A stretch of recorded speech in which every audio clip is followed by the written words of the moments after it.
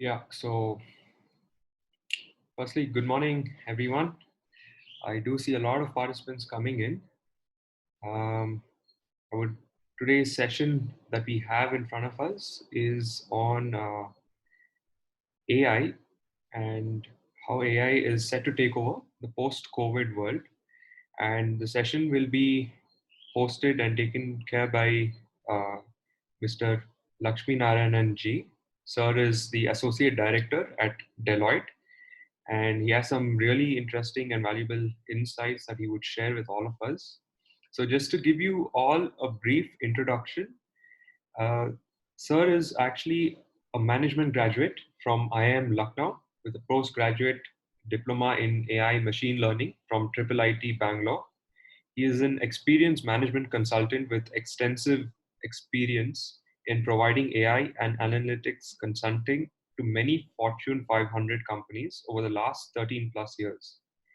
He is also a visiting faculty at IIM Kolkata, IIM Lucknow, and IIM Trichy, engaged in teaching modern day tools and techniques for students. He is also an avid speaker at different industry forums and a regular guide to several MSMEs through CIA. Sir, it's a pleasure having you with us today. Thank you so much for giving your time. And I wouldn't take any more of this time because we have a long session to go in front of us. So over to you, sir. Thank you very much, sir, for giving a good introduction. Thanks everyone for taking your time and participating in this session. I hope you will find this 1 hour session valuable to you with a bit of learnings that you will take away from this session. So today the focus is on artificial intelligence and COVID situation, like how they come together to create a new reality. That's what we are going to talk about. And before we start, just a quick point, like if there is an internet disruption or something, please bear with me. I'll be able to join back within a couple of minutes. So we are in the situation like where everyone is working from home. So we have to get accustomed to this new reality. Now, before we deep dive, I'm sure you all have heard of this concept of artificial intelligence, or at least as a buzzword, you would be hearing it in, day out, with different people passing comments on AI.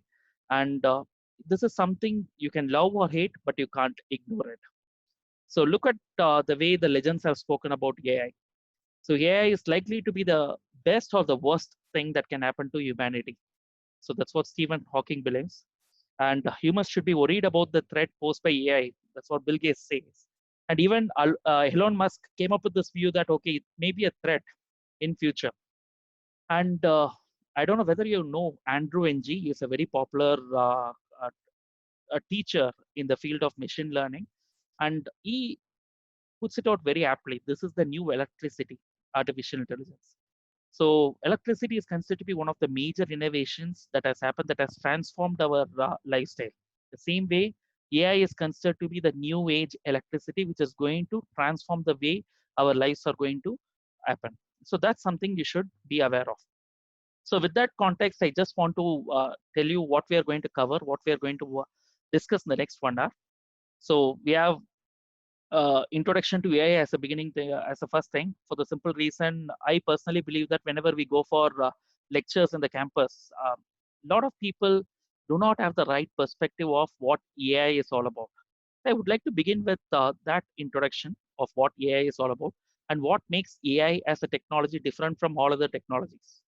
And then we look at how AI is creating a paradigm shift in the recent days. And by this time, you would understand what kind of impact you will have post-COVID situation. And we will also look at certain scenarios that are erupting because of this COVID and how AI can help in that context. So these are the four broad areas we are going to discuss in the next 1 hour. So to begin with, what is artificial intelligence? Uh, for that, we will answer the basic question, what differentiates a machine from a human? There can be different answers to this, isn't it? Uh, what do you think are the basic differences between machine and human? Maybe you can use the Q&A session to just quickly answer. And whatever questions you may have, we can post it in the last 15 minutes. We will spend some time on Q&A. But I would like to keep it interactive. If you have any answers to the questions that I asked, you can just put it across in the Q&A session. or in the chat forum. Yeah, I think chat forum people are using it effectively. Good.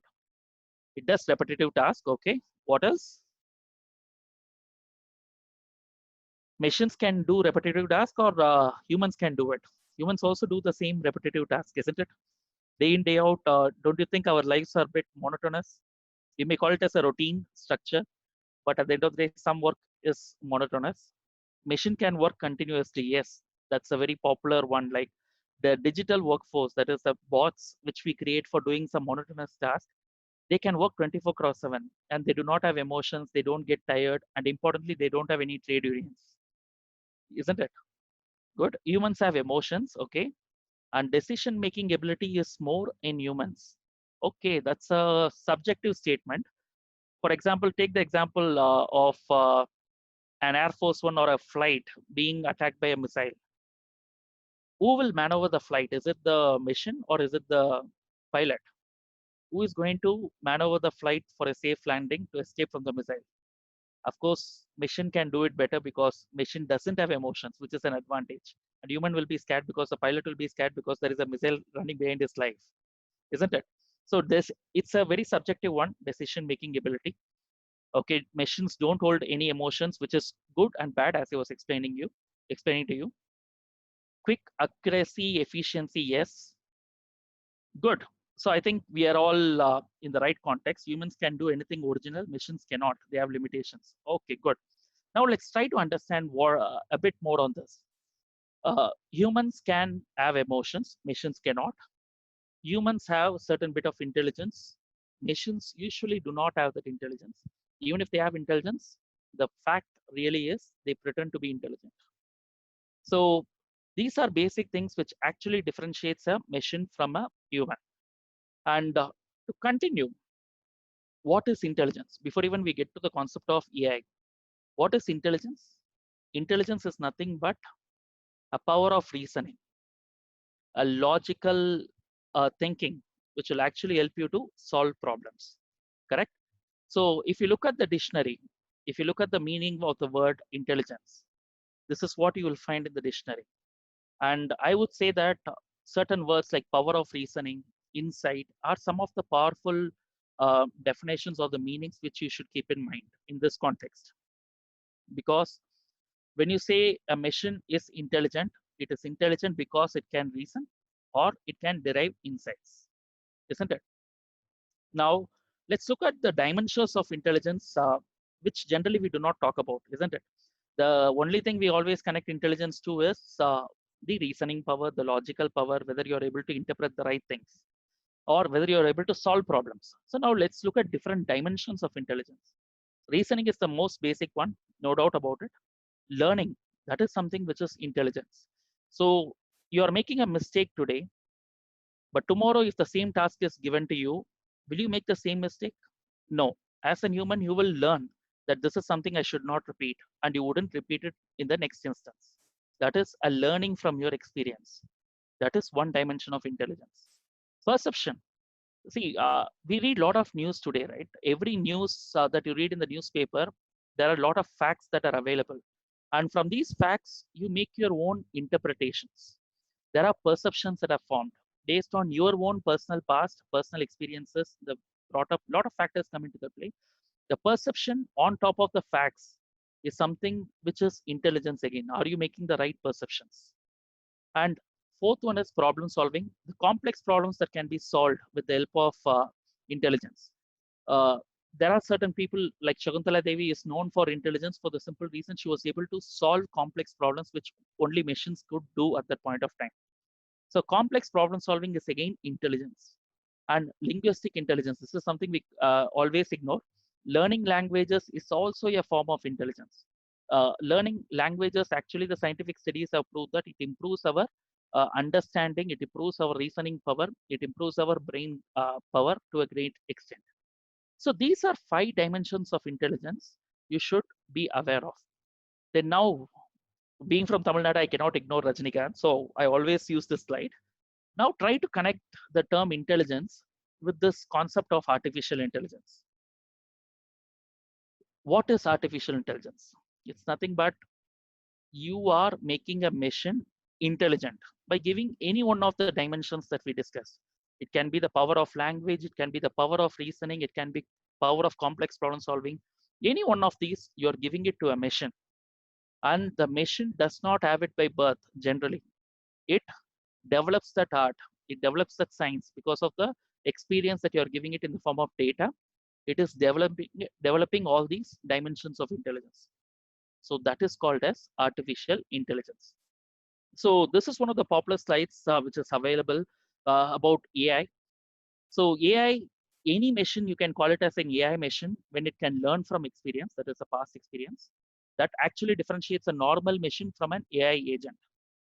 Like for example, the calculator is a machine, but you can't call it as an AI agent because is there a learning from the past experience? Not really. The second one is uses the learning to reason. With the help of the learning that you have had from the past, can you give better results in future? If that is the case, then it is an AI agent. Can you recognize images? Because image recognition is a complex problem to solve for a normal machine.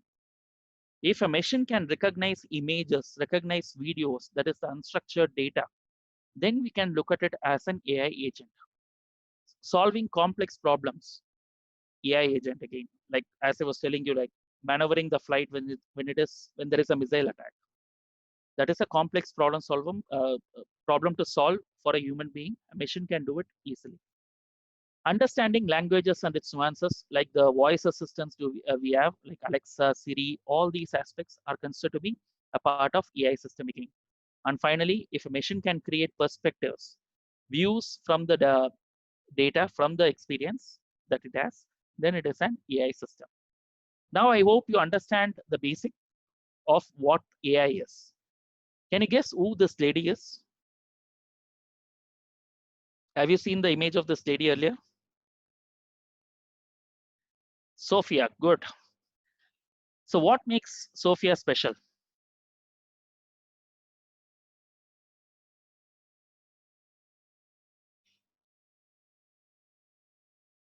So while you answer that, there was a question about reasoning. Reasoning is nothing but finding a logical uh, finding a logical way of explaining something. That is nothing but reasoning. So from the past, can you explain the behavior of something? That is reasoning. That is from learning, you're reasoning it out. Okay, Sophia is the first lady robo. Okay, so robo has gender now, male and female. Good. She's learning by observing. Uh, Most of the robots can do it. Most of the AI agents can do it, isn't it? Does that make Sophia special? She's the first AI robot to get citizenship from Saudi Arabia. Good, Ashwant. So that's the first thing. And why did she receive that global citizenship? She got it because she could express herself better. Uh, if you have not seen any of the videos of Sophia, I would recommend you to go through some of the interviews of Sophia. And she is the first robot to address United Nations. She has given a lot of interviews. And when you watch her interviews, you will see how she learns from the conversations, one. And second thing, how she is able to express herself in a much better way. And there is a reason that her head is left open. If she is given a good hairstyle, definitely people will not be able to identify whether she is a robo or not. By the way, should I call her she or should I call it? That's where AI is heading. We are confused now, right? Whether we should call Sophia it or her. So that's something you should. It's that's how the world is transforming these days. So to understand what are the different areas explored in artificial intelligence, these are the broad areas. So from the AI point of view, you have machine learning, which is considered to be the core engine for a lot of other AI applications also. In machine learning, we call it as, I mean, we have two sub areas, predictive analytics and deep learning. And deep learning is still in the research part. Of course, we do find applications coming out of it, but more research is happening in that space. And this whole set of AI is an evolving space. And the second important area is NLP, where translation, classification, clustering, that is processing the natural language. How does a human speak? How does the human use language? Can I decode it better? Can I extract information better? That's where this research is. The third one is very popular that we find in our day-to-day homes today. Alexa, Siri, all these are speech assistants. So speech to text, text to speech is one area where more research is happening from the AI point of view. Then expert system, like as I was mentioning about the flight, that is, it has the knowledge of how to maneuver a flight. So that is an expert system. Planning, scheduling, and optimization. Lot of bots are being built in the manufacturing space for better planning, scheduling, and optimization. Again, AI is used there for this is coming under complex problem solving. Like you give a bigger problem with the resources that are available. So the machine does the job of planning, scheduling, and optimizing it. Then robotics. So ideally, I mean, till you learn about AI, everyone has this perception that AI is nothing but robotics. That's the first thing that comes to the mind. But AI is just not robotics. That should be the biggest takeaway from this slide for you. Robotics is just a smaller segment of AI, but there are a lot of other areas that are getting explored in the artificial intelligence space. And finally, vision, the cognitive vision that we speak about, image recognition, machine vision. So these are the areas explored in AI. And also, I would like to give you one more perspective from my experience. Uh, do you know how old the concept of AI is, by the way? Make a guess. How many years old AI? Let's see how many of you get it right. 5 years, okay, 100 years, 20 years, 80 years, 1970s. Okay. I'll tell you, you'll be surprised. The first time the AI concept was coined in the year 1955. John McCarthy, who is considered to be the father of artificial intelligence, came up with this concept of artificial intelligence in a academic conference. He just proposed that can we look at doing more research in building machines which are more like humans. In fact, I'm sure you would have heard of this Alan Turing test, which happened in the late 40s. That was the first attempt to create that also. And if you if you look at the evolution of AI, AI has gone through three different winters. What we call it as AI winter. That is, three different stages have happened in AI, but only this third stage, this age is called as the age of machine learning, is considered to be the golden age of artificial intelligence. And it has started from 2010, not too old. But this particular age is very powerful because whatever that was used as a scientist tool in the earlier stages, not many commercial applications were there in the AI space. Today, because of machine learning, which is the core engine for AI today, we are able to find a lot of practical applications in the modern day world. And we are able to use AI left, right, and center everywhere. And this commercialization has happened because the economics of machine learning has transformed the stage for AI. So why suddenly after 2010? Why not earlier? A lot of new things have happened, isn't it? Like one, internet. Every smartphone is connected to internet, and we are able to generate a lot of data. That is big data. That's the second reason. Internet, which is enabling us to connect to a lot of computers, which also has enabled us to give a very powerful engine for this growth. That is cloud computing. That is, you can make use of cloud for your extra computational power and extra storage, which actually has triggered this development of AI. The second one is the big data. We all are generating data which can be useful for finding patterns and then getting better insights. And then the third one is the open source algorithm.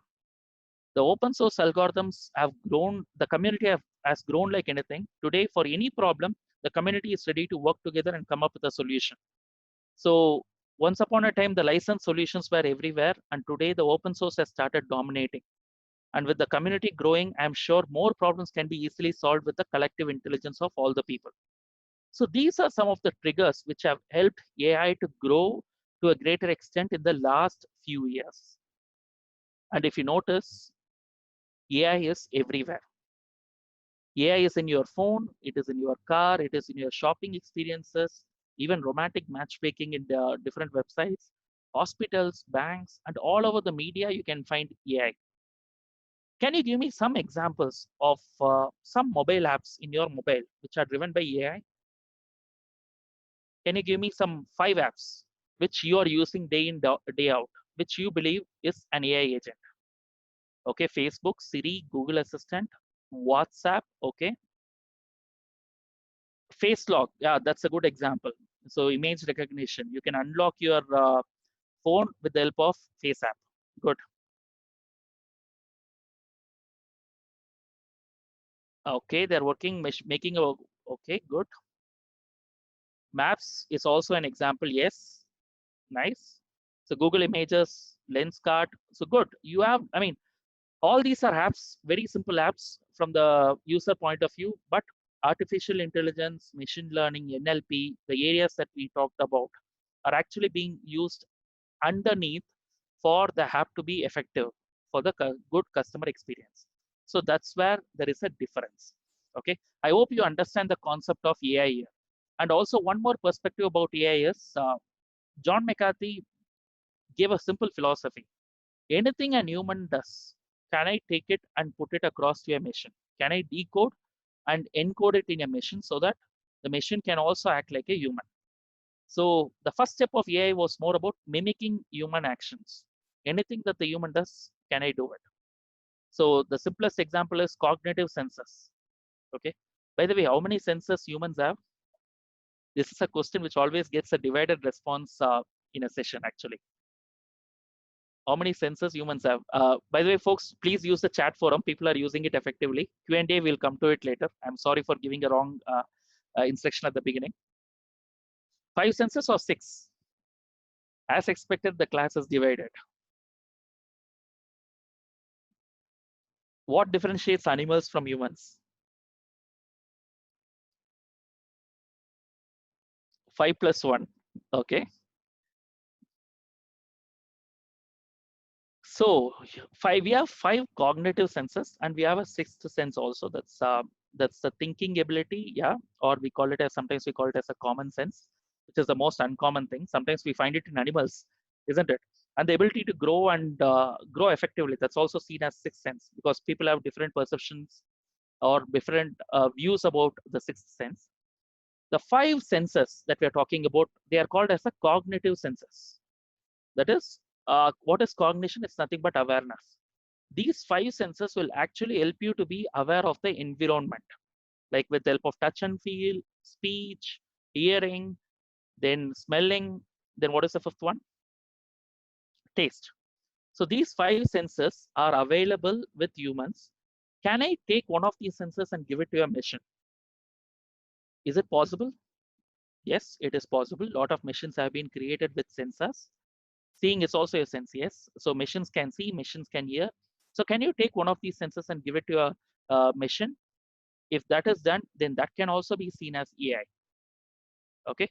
So seeing is a sense, Amit.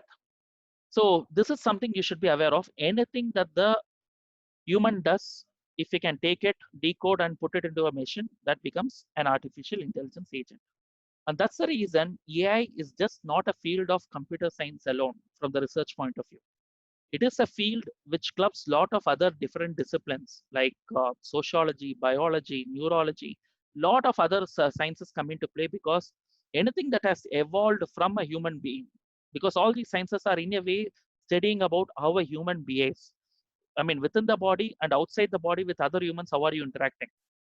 Can I study all these aspects from the human interactions, and can I encode it into a machine?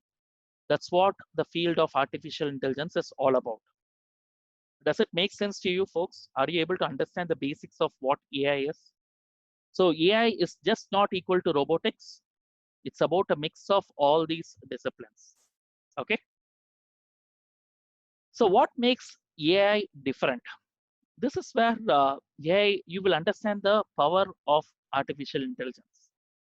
Let's take a very simple example. This is purely from the machine learning point of view, how things have changed. I just wanted to give you an example. This is something which is a popular game. I mean, we all would have played either during the school days or in the office, even to throw something into the dustbin. So at some point of time in our life, we always play this. That is throwing the paper ball into the dustbin. Okay. How do we do that? Do we really achieve the feat of throwing it into the dustbin in the very first time? Not always, right? First time we try to throw it. Then obviously there will be a mistake. The ball may not fall into the dustbin. So you learn, isn't it? That is okay, I have to reduce my power. Or there is a fan switched on. That's why the paper ball is going to the right side. So I have to adjust my direction also while throwing it. So in 2 or 3 attempts, you know how to throw it into the dustbin. So you're actually learning and you're applying that learning immediately to see the results. Very simple example. Now let's look at writing a program for this. If you have to write a program to do this, you will actually tell the computer that, okay, this is the distance between the paper ball and the dustbin. And this is the angle at which you have to throw. Okay. Now a fan is there. You will take that into consideration and you will add a simple variable to it. And you will give a data for that variable. What is the velocity of what is the speed of the fan and stuff, and how much angle difference it has to take into consideration. And then finally, you write a simple program for this. And every time, if there is a change in the fan speed, if you're keeping the windows open, any new variable comes into picture, you need to keep on changing the program. And then you have to execute it again to see whether the paper ball will fall into the dustbin. This is how we used to write the programming. I mean, if you have to write a program for this one, that's how we do it, isn't it? Now, let's do it in the machine learning way. Okay. Same problem, a machine learning program would begin with a very generic formula. Okay, you will define it like, okay, throwing it into the dustbin, what is the force at which I have to do it? Then I define that force as an equation. Remember, F is equal to ma, kind of an equation. Like we put it in the form of a statistical formula, like y is equal to f of x, kind of, where depending on the number of variables, you will have f of x1, x2, x3. That will be a function of all these variables. You will calculate the force. The function can be distance, the speed of the fan. All these are different variables actually. The function of all these variables will give you the force that you need to use to throw it correctly into the dustbin. Now, look at it. What you're trying to do is, there are multiple variables here, and also you need to understand that every variable will have a weightage factor also, isn't it? Distance may always remain the same, so the weightage will be very minimal. The fan speed, the weightage has to vary because depending on the speed of the fan, the weightage should change. And within the equation also, which one will have a huge impact on the force? So you need to consider that and give corresponding weightages to it. This is how we think, right? Actually, this is how our learning has happened when we are trying to throw the ball into the dustbin. Now, for a machine to do that, all you're trying to do is create that equation and you assume some weightages to it initially. I assume that this is how the ball has to be thrown with these weightages, with these variables. I'm building the equation. So when the ball is thrown, there is a problem because the ball has not fallen into the dustbin. Now, the machine will keep on trying it, okay? And it will adjust the weightages step by step. And what is actually happening is, you're adjusting the weightages, thereby you are calculating the right force over a period of time. 10 attempts, 20 attempts, 30 attempts. Finally, in some attempt, the machine will find out by itself that, okay, if I use these weightages for these variables, I believe we can throw the ball into the dustbin correctly. So more the occurrences of the event, you are actually trying to understand the right weightages for the variables, and thereby you are able to identify how a machine can come up with the right algorithm for throwing the stuff. Does it make sense? This makes a big difference between the traditional programming and the machine learning. So in the traditional programming, we always used to write the algorithm first. I don't know how many of you have a coding background. I studied C during my college days, UG days, C++, and then Java slowly. And now I'm learning Python. So the point is, in all these languages, there is a structure to it. That is, you write a step-by-step instruction and you create a proper algorithm. And that algorithm is written in a particular language using any one of these languages. And you give an input to that program and there is an output. So what you're doing is, you create a machine. This is nothing but the program in the machine. You give the data and you give the algorithm and you build a machine and there is an output coming out of it. This is the conventional programming style. But in the machine learning, what it does is, you are giving a series of inputs. The data over a period of time, you are giving it as an input, and you are also giving the output that has come from the data. Like for example, for 100 occurrences of the event of throwing the paper ball into the dustbin, you are giving the output whether it has fallen into the dustbin or not. So from this, you are trying to find a pattern, and that's how you are building the algorithm out of the model. You know the data, you know the output, and thereby the algorithm is built. Actually, this is completely different from the way we used to program earlier. Do you see a difference here? How many of you have understood this example? I'll give you one more example that may make it clear for you, but are you able to follow me here? Any questions, anything that comes in your mind? Is it confusing? Amit, TV is not an AI, but of course you can include some intelligence to the TV and you can make it AI, but that's up to creativity. Okay, Jashwant, don't worry. I'm going to give you one more example. Okay, I'll take a very simple practical one. How do you differentiate a cat and a dog? If I give you an image of a cat and if I give you an image of a dog, as a human, will you be able to identify which one is a cat and which one is a dog? Will you be able to do that? All of us are smart enough. We have seen cats and dogs for a long time. So we know how to differentiate between a cat and a dog. Very good. Now, take the same example. Okay. Now, I'm asking you to write a program and I'm asking you to use the conventional programming style and tell you that, boss, write a program so that I give cat and dog image as, I'm giving an image as an input. You have to find out whether it is a cat or a dog. Okay. How will you write a program? So to write a program, you need to write an algorithm first. That's what goes in as input, right? So how will you differentiate a cat and a dog? Easy or tough for you? As human, we were able to do it. But if you have to put it in the machine, you need to know the 6 or at least good number of differences between cat and dog. If you say it is based on size, a pug is a dog, but it is smaller than cat, isn't it? So very tough for you to put a structure to this problem. But I told you image, Rijit. So I'm going to give an image as an input. So you cannot use the voice. Sometimes even dogs scream like a cat. I don't know whether you have seen it, but I'm going by the image problem. I'm giving an image. You just need to write a program to classify whether it is a cat or a dog. Do you see a problem here? Challenge here in understanding this issue?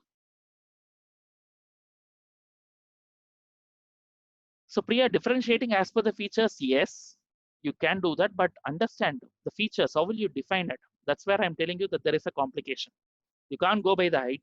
You can't go by the weight. You can't go by the skin or the tone or anything because everything sounds very similar, right? Between the cat and the dog.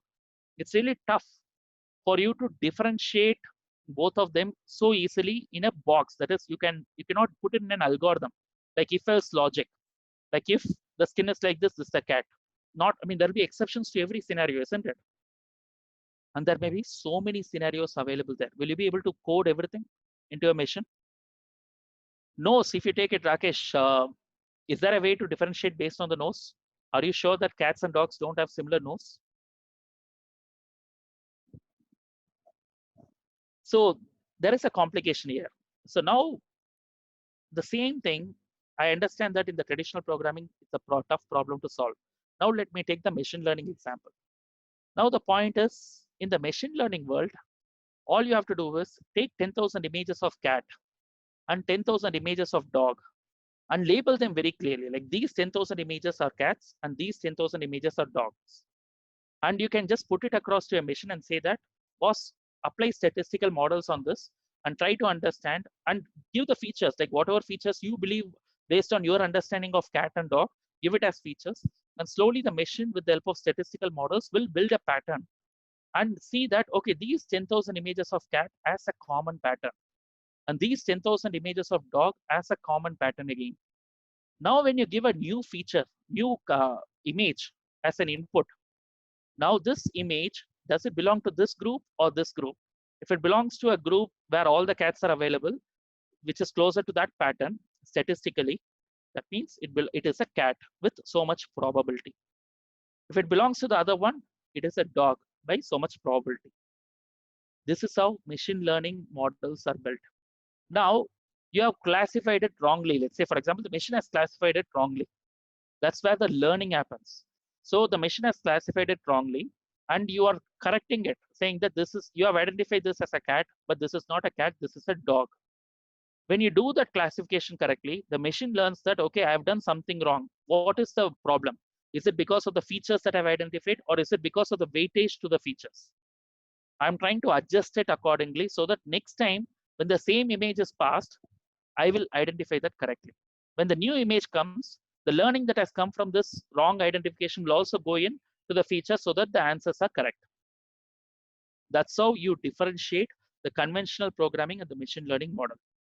Does it make sense to you why the machine learning model is slightly different from the conventional programming, which is making a huge impact in the way we are seeing things? Are you able to get this example? Good. Thank you. Now let's move on. I mean, we have 25 more minutes, or max I can cover it in 15, 20 minutes. Let's try to close the other parts.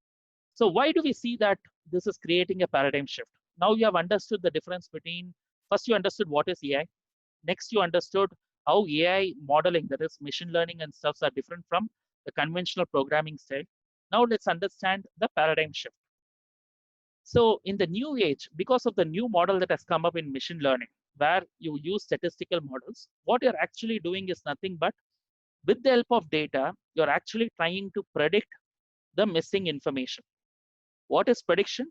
It is nothing but the process of filling in the missing information. So what I'm doing is, for example, go back to the example of cats and dogs. I have 10,000 images of cats labeled as cats, 10,000 images of dogs labeled as dogs. A new image is coming in. It doesn't have a label whether it is a cat or a dog. Now I am trying to find this missing information from the information that I have already.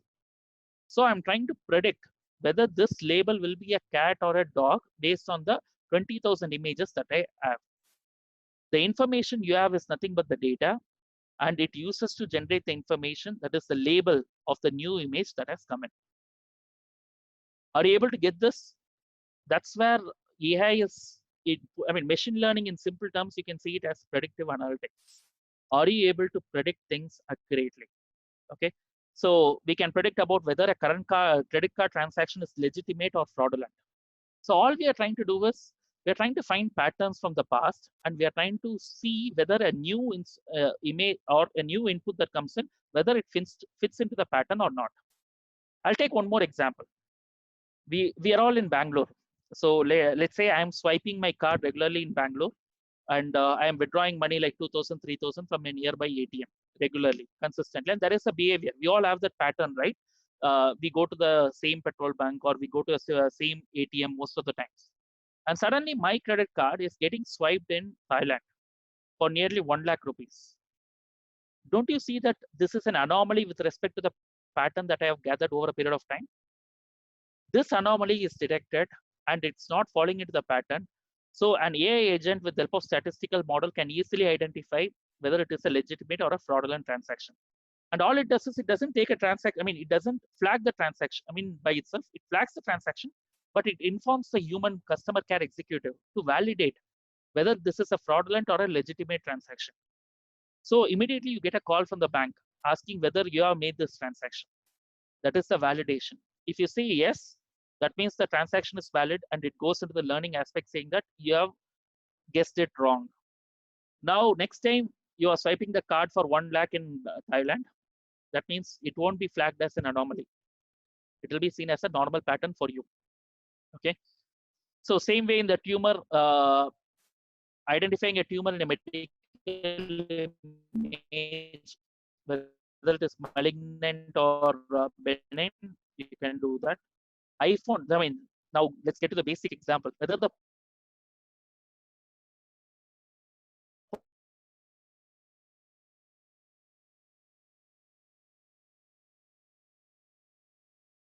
person looking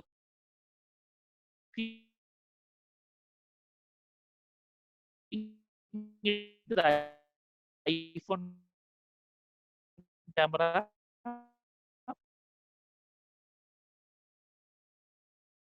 this problem. The best way to solve this problem is go for a machine learning model.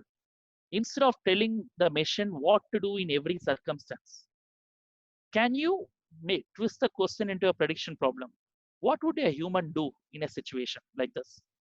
If he drives the car and if he sees a red signal, will he stop the car, or will he turn right? Will he turn left, or will he press the accelerator? the 4 actions that is possible generally. What will he do? Can I understand what a human would do and can I mimic the same action? That's what the autonomous car is. Now, companies are actually investing more billions of dollars in training machines to drive autonomously in uncontrolled environments, even on city streets. And how are they doing it? They're making an AI sitting in the car with a human driver. That doesn't mean that a bot will sit right next to the driver and observe. You're putting across sensors, just like a human is doing. What human is doing while driving the road, you are gathering inputs and your brain takes action whether to stop, right, left. All these actions are taken by the brain. Same way, you put across sensors throughout the car, and the sensors are going to keep on receiving the inputs, and it's going to validate what action is being taken uh, by an human while driving the car. If he is turning right, what are the inputs that have been captured by the sensor? One of the sensors would have captured it, like, okay, there is a turning in the right and there is a signal in the that has been given as green for the right, and his home is in this direction. So if this is the case, he will turn right. So that is the interpretation of the machine. So it starts observing what an human action is and on which contextual data that he has taken this action. That's how you slowly interpret. The machines slowly interpret and it is able to take the right action. Of course, you need to drive millions and millions of kilometers in this format over a period of time. Only then the machine will be able to gather all these inputs. And still there will be a lot of ethical concerns because whatever mistakes the human does, we can always blame it to negligence, but a machine cannot be like that, right? If a machine goes and it's a person on the road, then the person who created the machine will be blamed for it. The popular trolley problem, for example, that's where autonomous cars are still facing the ethical dilemma. If you have a pregnant wife crossing the road, pregnant lady crossing the road, if you have old lady crossing the road, and if you have 3 kids playing on one side, you are trying to drive the car on the road, the brakes are not working, then whom will you hit and kill in this situation? Most of us would kill the old lady, right? Usually that is the answer that I get in most of the sessions. Because I mean, pregnant lady, we cannot hit her, kids, we cannot hit her. Then only lady left out is old lady because she has lived her life, let's kill her. That's the logic that comes for most of the people. But put it across in different situations, the complications that may come up. Like the kids are playing in the center of the road. The lady is walking in the pathway, and the pregnant lady is also walking in the road. The only person who is following the rules is the old lady. The rest of them are taking the risk by playing on the road. The same situation gets complicated with the new information that is added, right? So it becomes an ethical dilemma.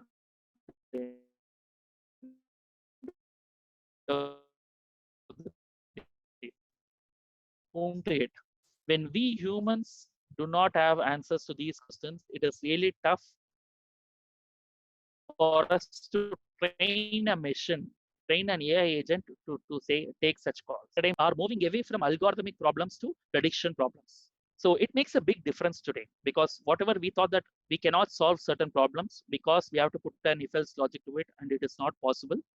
Today we are able to do it because we're able to look at it as a prediction problem. Can I predict what will happen for this question? What could be the answer for this one? With a certain accuracy, if I am able to predict it, then it is good. So are you able to see this paradigm shift? The way we are solving the problems, the way we used to solve the problems 10, 15 years back, the way we are solving the problems now. Are you able to see the difference? And this is where this is where AI is making a huge impact in the market. And a lot of new old age problems, actually, the old age problems are being seen with a new lens now, whether AI can solve it for us. Like, for example, COVID. To identify a solution to the COVID problem in the healthcare and the pharma industry, AI is helping to understand what is the pattern. Taking the samples of all the patients, it's trying to see the pattern on what is actually causing COVID. And is there an antibody to it that can be purely based on the data that is available? We are able to look at it as a prediction problem. Of course, we need more data because it's like a hungry Godzilla. It will consume a lot of data to finally give in good results. But definitely, with more data, the accuracy will be higher. And over a period of time, every company is generating a lot of data to solve problems in a different way. So look at it this way. HR has a set of predictions. I just wanted to give you some examples to make you think in this direction. Today, let's say, for example, for Acharya Business School, we are conducting admissions, let's say. The conventional way is a lot of students will apply for the college. Then there'll be a selection process. Resumes will be screened, scores will be taken, the past academic performance, everything will be seen. Interviews will be conducted, and finally, the candidate will be selected. Now, let's look at the same thing. Can I take this off and can I make use of artificial intelligence to predict who can be the best student for Acharya from all the applicants? How can I do that? All I need to do is I need to take all the students, I mean, the profiles of the students who have been successful from Acharya. Over the last few years, each student's profile will be taking it up, and we'll try to see a common pattern amongst the successful students. And that is a pattern I would love to see amongst the applications, amongst the applicants that I've got. Now take the new data, that is the data that is coming from the admissions team. Now try to see the pattern, fit this pattern into this data, and you will see that some of the students will be fitting into that pattern. And I will give them the offer letter, admission offer letter, without any thoughts, because I see them following that pattern, and I am confident with a certain prediction accuracy that they will be successful in Acharya school setup. So I may even give discounts or scholarships to them to get them on board, because I'm sure that they will build the reputation over a period of time. So that's how things are being seen now. You can go away with take away the old models of working, and you can bring in new models of working, and AI can actually help you out to find a better answer for your problems, and it can give you better results over a period of time. So same way we have done it for different organizations, like who will leave the organization. Like I am so and so, I have been working in this organization, and I can predict very clearly whether this person is going to stay in the organization or not in the next quarter. From his behavior in office, it's easy for us to predict, because as humans, that's how we also do it, right? We also see patterns, like what that pattern is, and we try to fit it across, isn't it? So every problem can be seen as a prediction problem in the new world. That's what AI has changed the view for an individual. So this is one book I would recommend as part of this session, like Prediction Missions, written by Ajay Agrawal. But if you're not a book reader, I would suggest you to check out the video in YouTube. Same Economics of AI. You can search for Ajay Agrawal, Prediction Missions. You will find a 1 hour video which talks about how things are changing because of artificial intelligence. Okay, but this is pre-COVID situation. For post-COVID, it becomes much more relevant actually. So check this out. Now let's move on to the last segment. I hope you have understood what is AI, how it has changed, and how it is different from different technologies. I hope you have got a feel of it. Can I be confident that I have understood the basics of AI? Because without understanding the basics of AI, I'm sure you cannot understand the impact it may create in the post-COVID situation. And I'm sure if you read more about AI, if you follow AI much better, actually you yourself can guess why AI will be a significant player in the market post-COVID. Okay. Now let's look at the details. Post-COVID, this is a popular joke in the corporate space today. Who led the digital transformation of your company? Is it the CEO or the CTO or the COVID? The popular joke today is whatever a CEO or a CTO could not achieve for a long time, COVID has achieved in a very, very short time. In a short time, the last 50 days, 60 days, most of us are working from home. Our patterns have changed. People who did not buy online started buying online. Companies which did not believe in work from home policy, they have started giving 75%, 80% of work from home for the employees. So the way the companies, organizations, and the customers, everyone, the way they are behaving, has actually changed in the recent past because of the COVID. And if you have noticed, over a period of time, the moments of crisis have defined the success of many organizations. Okay, the global shocks have historically brought moments of truth. Such kind of crisis defines who are the right companies who can survive. They rapidly alter the business landscape and the terms of competition. And it won't be immediately apparent after the COVID situation, but you can slowly see that some companies will die, some companies will survive. And the companies which survive will have a common pattern again. And that pattern will be digital transformation, which includes AI as the engine for it. Take the example example of 2003 SARS outbreak. It gave out an emergence to Alibaba and JD.com kind of companies. And 2008, 2009 crisis actually transformed a lot of organizations, and American Express and Starbucks came out of it with the help of their digital operating models. They were able to thrive and share more shareholder value. So changes that COVID has brought in is millions of students are accessing their education through edtech apps. You wouldn't have imagined this webinar happening, right? I would have been in your campus delivering this lecture in person in a auditorium or in a conference room. But today we are having it over the webinar. This is a big change, and it is happening across all the institutions. The mothers are buying groceries on apps and making cashless payments. My mom is buying it in Amazon. My mom, who is 65-year-old from a tier 2 town, she is doing it. That's a change that COVID has brought in. Employees attending video conferences on relevant apps. So all these changes have come in. But is this a new phenomenon? Not really. It actually started happening a few years back, but the problem is the scale at which it is happening now, it is on a very, very higher end now. Most people are adopting this, more people are changing their behaviors because of the COVID situation, and that's what is new. In fact, the fourth industrial revolution is going to be triggered by AI, and it will restructure industries globally. And what has happened now because of COVID is nothing but it has acted as a catalyst in this transformational path. The new dimensions have been brought in because of the COVID situation, like privacy, security, rising inequality, everything is coming out evidently, right? The migrant crisis that we are seeing, that is coming out. So the world is not going to be new again. So there are a lot of problems which are coming out, and technology can be a solution for those problems. And World Economic Forum clearly says that agility, scalability, and automation will be the buzzword after this. When you speak of automation, of course, AI will be a trigger, will be an engine for that growth, and that will create new business models. And those who have these capabilities will actually be winners at the end of this phase. So major trends that are already happening are getting accelerated now because of this outbreak, and the focus will shift completely. For the workforce, the advanced robots may come into picture. The industry 4.0 or IoT, IIoT, whatever we are talking about, everything will get more prominence in all these initiatives across all these industries, because the workforce may become a challenge, and the dependency on the workforce is actually a problem today. A lot of projects are not able to come back to the normalcy because they do not have enough labor to continue the projects. So they will think of automation as an alternative. Of course, in these situations, developing economics will go through a larger transformation which will have an impact on the workforce too. But that is unavoidable. This is going to be a painful transition for many. That's my personal view. And of course, the transformation will be good for the longer run. And AI will help companies direct new consumption patterns also and deliver hyper-personalized products to online customers.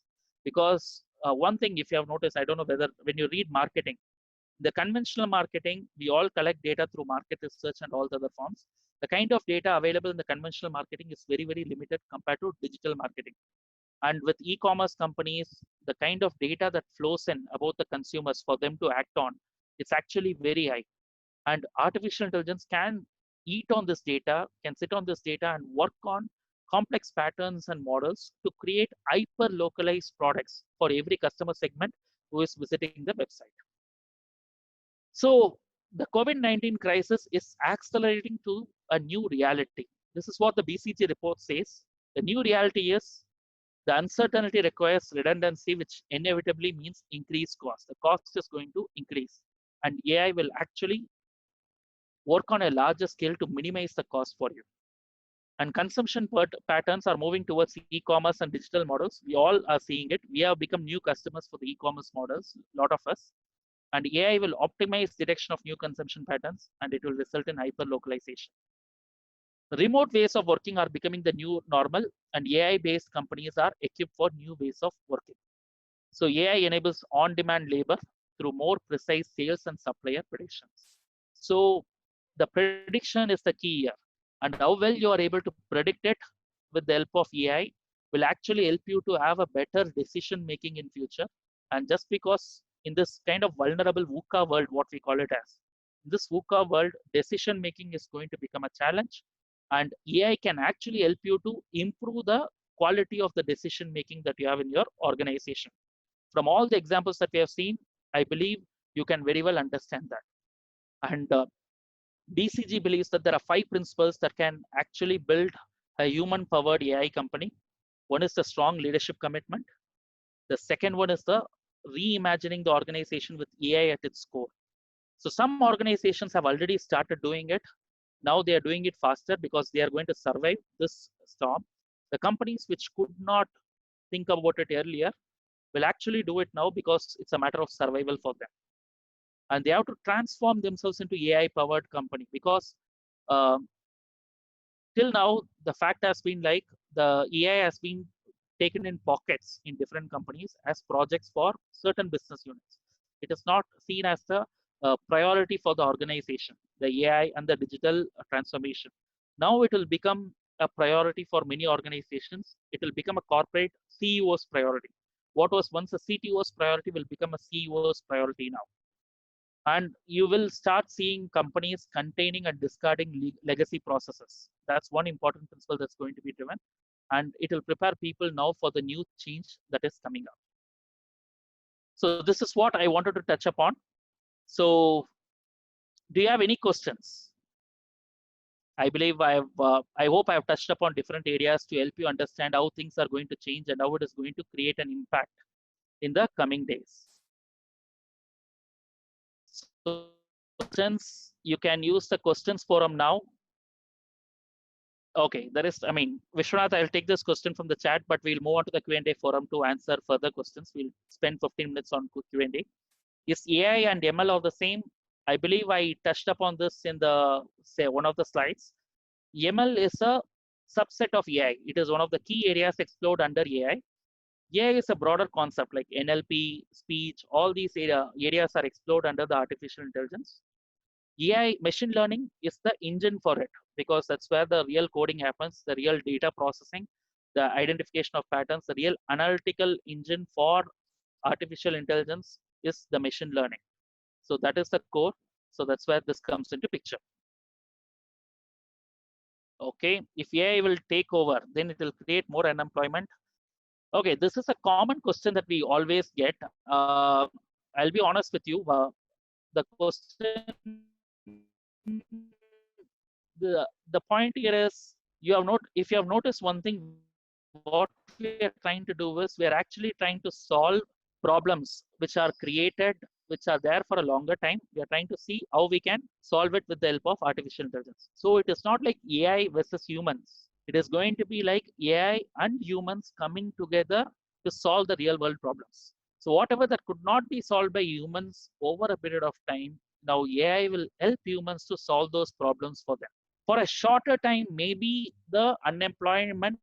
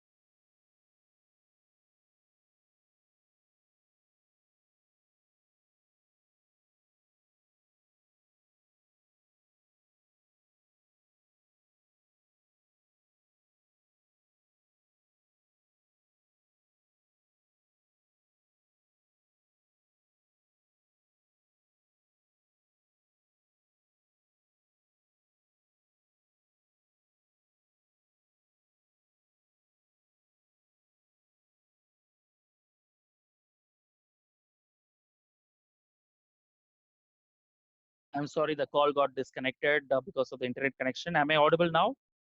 I'm sorry.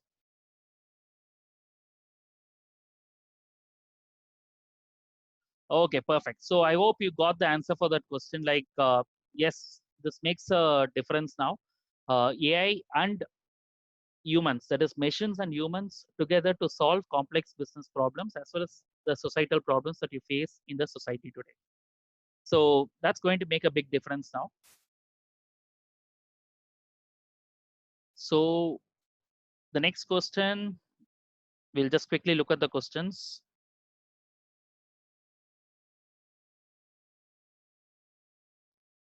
Sorry, I think I missed the earlier question. So if you have questions, please type it again because of the disconnection.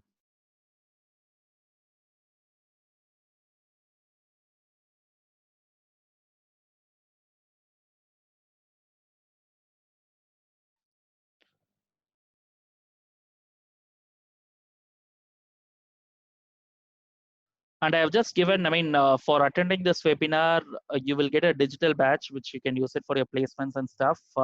And you can follow the instructions that are given here to download your digital badge.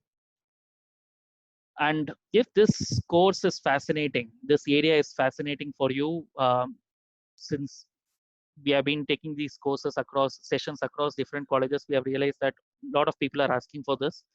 So we have a new batch. Currently, there is a batch running for BITS planning, the course on AI, the introduction to machine learning and all these aspects from the functional business point of view primarily.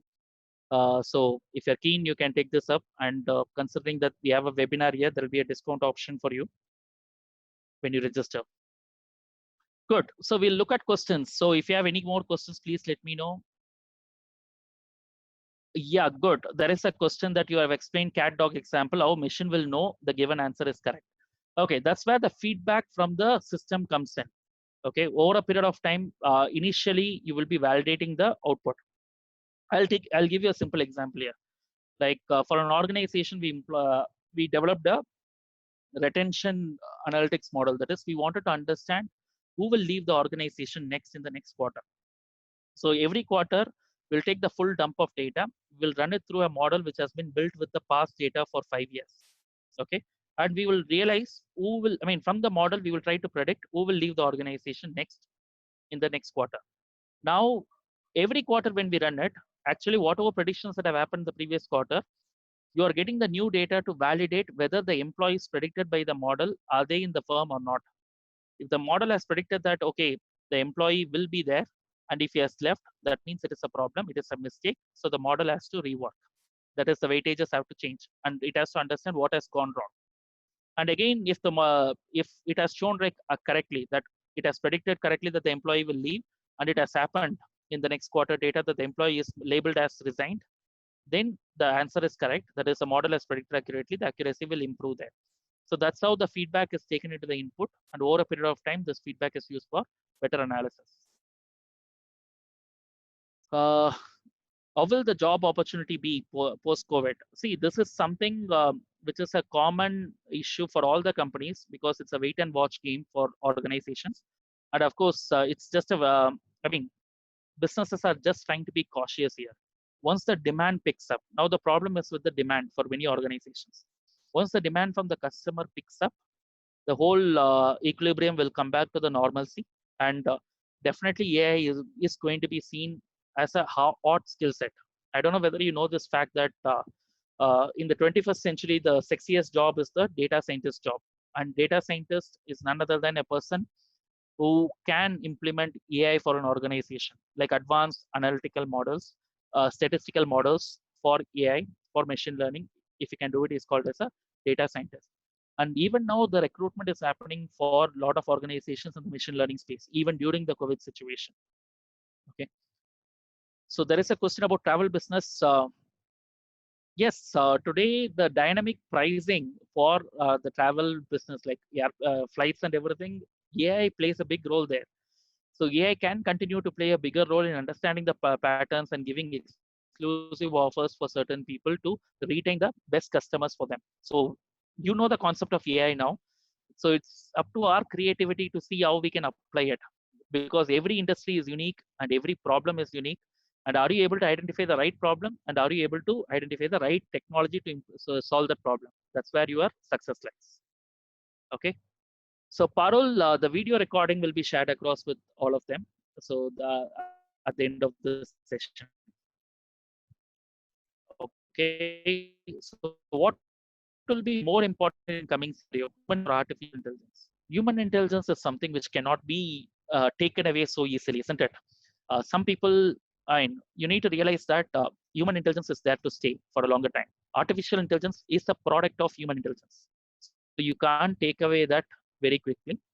So you need to understand human intelligence is the one which is going to beat artificial intelligence if something goes in the negative direction also.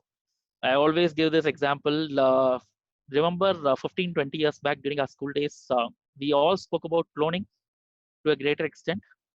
Uh, remember Dolly the sheep? We all spoke about it. But somewhere at the end of the day, when there was a fear, there was a risk that, okay, the humans will be cloned and we will see our clones walking on the roads. When that was getting closer to the reality, somewhere things stopped in that. Have you realized that? We are not speaking about cloning much today. So somewhere the human intelligence will take over and it will always survive because that's what we humans are known for. Okay. So I know this crisis will take away some opportunities for students, but according to you, which branch will it affect most? Is it HR, marketing, or finance? I'll be honest with you.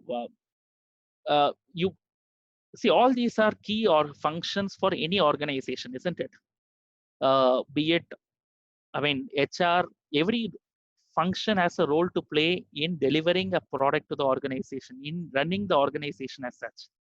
So if organization is going through an impact, uh, definitely all the functions will get affected equally. Or I would even say that that's why I always call it as a wait and watch game.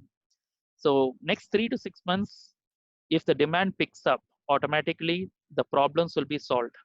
So don't look at it as function wise and don't choose your specialization based on this as a student. My honest response would be like MBA is for the long run.